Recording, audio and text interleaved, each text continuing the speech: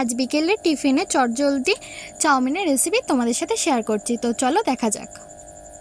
প্রথমে আমি refined oil জলের মধ্যে একটুখানি নুন দিয়ে চাউমিনটাকে জাস্ট সেদ্ধ করে নিচ্ছি, নিয়ে আলাদা করে তুলে রাখবো।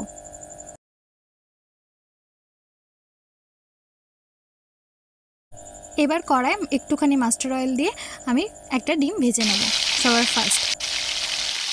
তার আগে বলে রাখি, যারা যারা আমার চ্যানেলে নতুন তারা প্লিজ কমেন্ট, লাইক, সাবস্ক্রাইব করে যাও প্লিজ, আর এভাবেই আমার পাশে থাকার চেষ্টা করো। ডিমটা ভাজা হয়ে গেলে আমি এবার তুলে নেব।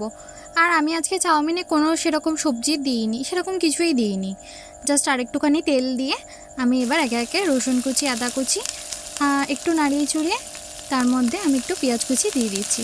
ব্যাস, এই আজকে আমার সবজি।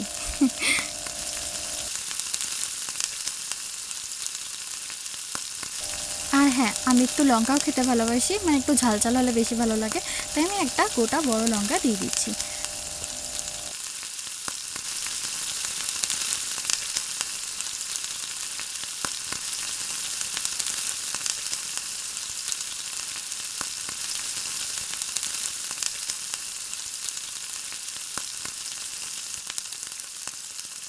ব্যাস, সব কিছু সতে করা হয়ে গেছে। এবার আমি চাউমিনটা ঢেলে হালকাভাবে নাড়িয়ে চড়িয়ে নিচ্ছি।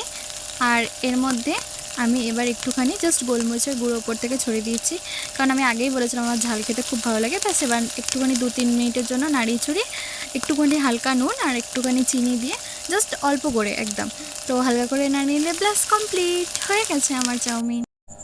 এবার আমি এটাকে সাজিয়ে নেব একটুখানি গাজর আর একটুখানি শসা দিয়ে, শসা কুচি দিয়ে, আর বাড়িতে বানানো একটুখানি মেয়োনিজ ছিল, সেটাও আমি দিয়ে দিয়েছি, এর সাথে অ্যাড করে দিয়েছি। কিন্তু এটা এত কম সময় খেতে কিন্তু দারুণ হয়েছে।